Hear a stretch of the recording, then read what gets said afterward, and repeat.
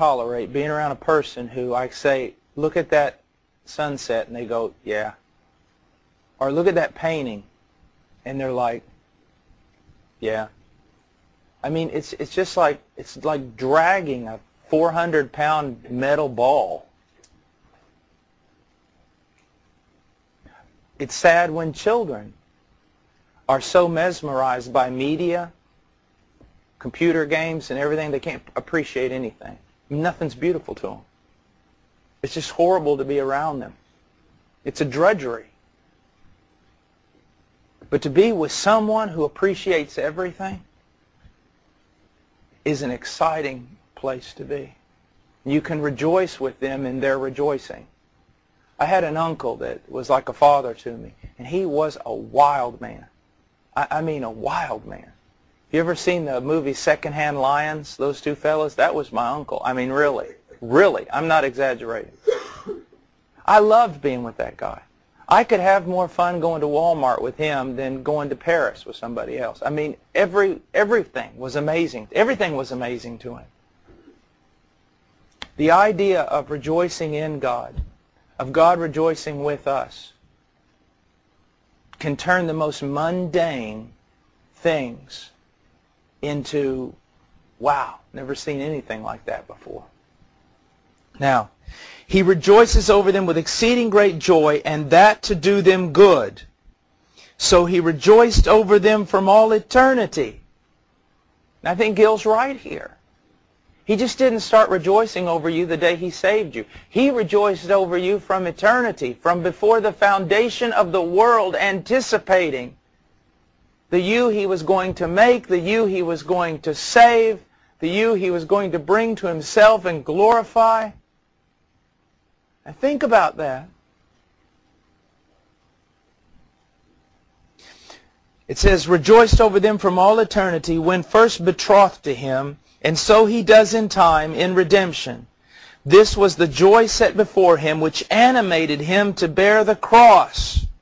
I'm going to that tree. I'm going to that tree to get my bride, to get my bride, to get my bride.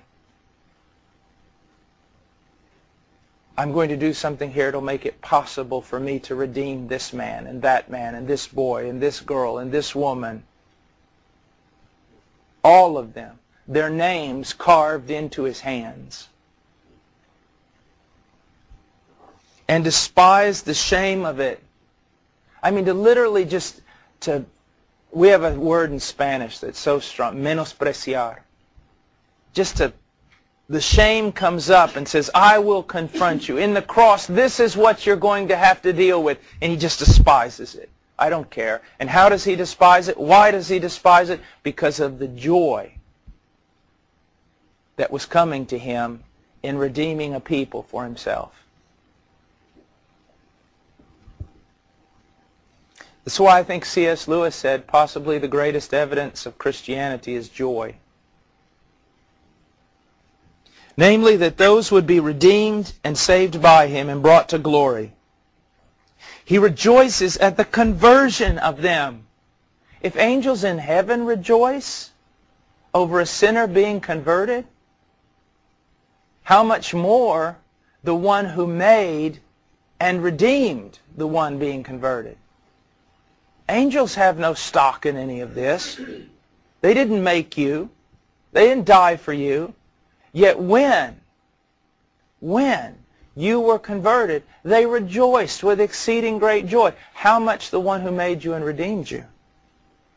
And will present them to himself with joy in the spiritual and personal reign, and to his Father at the last day, and particularly what is meant here, there will be such a profusion of blessing on the church in the latter day as will abundantly show the joy of Christ in his people. Now look at this. He mentions the joy not only of presenting the bride to himself, but presenting the bride to his Father.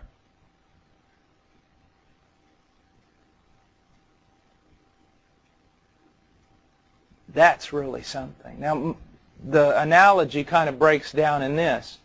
A lot of young men do not have proper biblical godly fathers. But I know of situations where young men have found their bride, and to be so just almost overwhelmed, beside themselves with joy, looking forward to the day, Dad, I've met this girl at college, asked her to marry me, as you know, and I know you haven't met her, but I'm bringing her home this weekend, and I can't wait for you to meet her. And the rejoicing of the Father in the joy of the Son with His bride. Now, I want us to go just for a second. It's not really in the... Let's just go to Jeremiah for a second.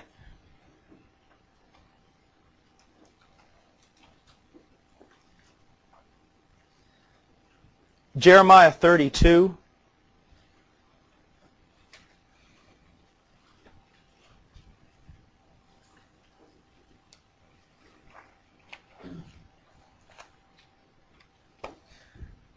Verse 38, they shall be my people, and I will be their God. Some people have said this is the desire of God's heart since the fall. As you go through the Bible, this is what it's a reoccurring theme. They shall be my people, and I will be their God. I will see to it that they will be my people, and I will be their God. I will do a work to make this happen. He's not throwing out an invitation saying, I hope somebody comes. But He's saying, I'm going to go out and I'm going to get for myself a people. And they will be my people. And I will be their God. And I will give them one heart and one way.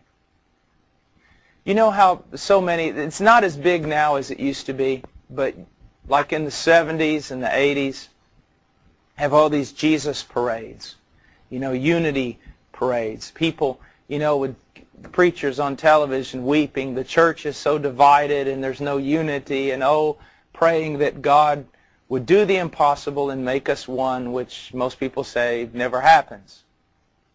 Well, I want you to think about something. If the church is not one,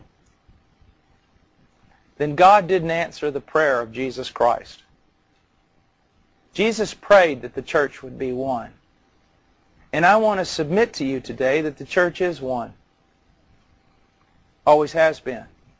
The problem is what many people call the church isn't the church. The truly converted, regenerate Christian, that group, they're one. They really are. That's why you can sit down on an airplane beside a Baptist like yourself, a person who claims to be a Baptist, have absolutely no fellowship with them. Because though they claim to be something, as you begin to talk to them, there's no life in them, there's no spirituality, they don't want to talk about God, they'd rather talk about Alabama football or something. There's just nothing. I mean, it's like you're sitting there with a dead man, because in fact you are. And yet you could sit down on the same plane with somebody from the Nazarene church who, no, I do not agree with all their theology. They are evangelical. They do preach a gospel, many of them converted. Many of them I know more godly than myself. Sit down with a genuinely converted person from the Church of Nazarene and sit there and just talk all day as though you were brothers. In just a few seconds you discover, man, we're one. We're brothers. I'm not saying theology is not important, and I'm not saying the differences aren't important, but what I'm saying, you sit down beside a genuinely converted person and you'll die for that person within a few minutes. You will know them. You will know them. Genuinely converted people. You will know them. Now, I know there's discussion, and maybe I'm talking a little bit too loose here. The idea of church and all this different thing. But you sit down beside a genuinely converted person, and you'll know it. And you'll be willing to die for them. I've shared this many times, but in the mountains, we were lost one time and in danger of our lives, and a little Nazarene woman just upon hearing that we were evangelicals, that we were believers, brought us into her house and hid us down in the basement all night and prepared food for us and everything else. Hid us.